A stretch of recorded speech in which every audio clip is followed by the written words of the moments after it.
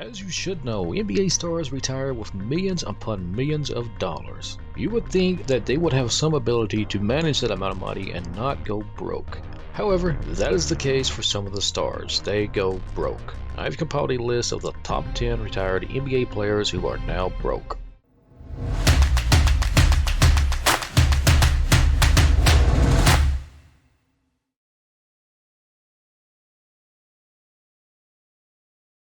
What's poppin', everyone? Welcome back to another video. Thank you so much for stopping by. If you love to watch everything related to the NBA, then be sure to subscribe to the channel with notifications so you do not miss any of these awesome videos uploaded here. Without further ado, let's get right into this. At number 10, we have David Harrison. In 2001, David Harrison was a McDonald's All-American. A dozen years later, he was working at McDonald's. In between, he played 4 NBA seasons with the Pacers and earned $4.4 million. But he lost 95% of it and took up the night shift at Mickey D's. Fortunately enough, that was just a side job for Harrison, who quit after 2 weeks. He also made some income trading stocks and planned on returning to college to get his 16 credit hours needed to graduate, once he gathered enough money to do so. At number 9, we have Eric Strickland. No one would ever confuse Eric Strickland with Rod Strickland, since Eric had a journeyman 9-year career with 6 different teams. He made over $13 million in his career but went broke due to the advice of a friend of a friend. Strickland was offered a real estate deal by that friend and had his father, who was also his business manager, check it out. It seemed like a good deal, so he bought it. But the land wasn't worth anything close to what Strickland was told. As for his friend of a friend, Strickland says the man secretly got a cut of the deal, which led to a falling out between the two. For number 8, we have Larry Johnson. The player nicknamed Grandmama had baby mama problems with 5 kids by 4 different women. The 2-time All-Star made over $83 million in his career, but filed for bankruptcy in 2015 due to owing child support. He owed one woman a whopping $900,000, and LJ came up with a unique way to settle the debt. He offered her his house. The home in Orange County, California was worth over $800,000, and Johnson agreed to pay her $1,500 per month until the total amount was paid. For number 7, we have Eric Williams. In 2004, Eric Williams was playing alongside a rookie LeBron James on the Cleveland Cavaliers. A decade later, the 12-year NBA veteran who made nearly $40 million was homeless. Legal documents acquired by TMZ Sports showed that a court-ordered citation could not be delivered to Williams' home address because he had no home. The citation was in reference to Williams being $24,000 behind in child support to a woman in Colorado. Williams also said in the docs that he couldn't afford an attorney or a fare to get to Colorado, and that he had been working as a volunteer at a non-profit organization. Williams rebounded somewhat, or at the very least received a nice paycheck, as he was featured in a 2015 critically acclaimed painting that was based on Freedom from Fear by Norman Rockwell.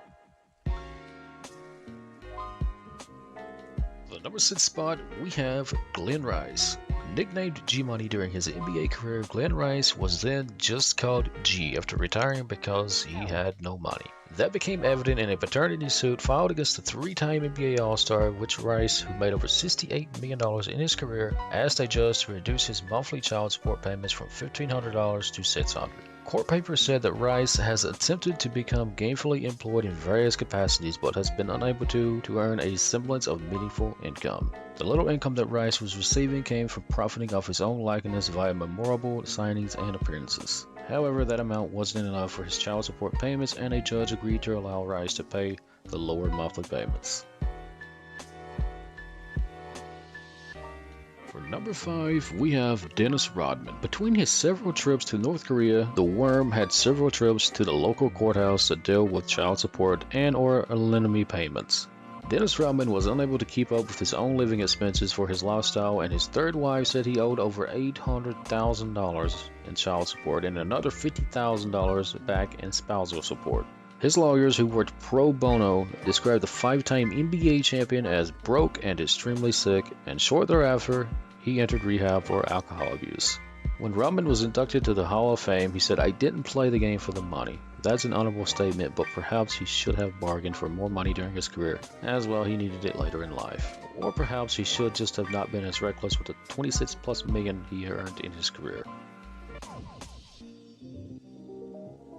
At the number 4 spot, we have Joe Smith. An ordinary name with an extraordinary career, Joe Smith was the first overall pick in 1995 and would later play for 12 NBA teams, which ties the all-time record, by the way. He never lived up to the hype of being the first pick, but stuck around long enough to play for 16 seasons and accumulate over $61 million. But playing for so many teams is what did Smith in, as he says, he bought a new home every time he joined a new team. So basically, every time he joined a new team, he was pretty much putting himself in debt more and more. Smith revealed that he was broke in 2018, but another number 1 pick from a different sport lent him a helping hand.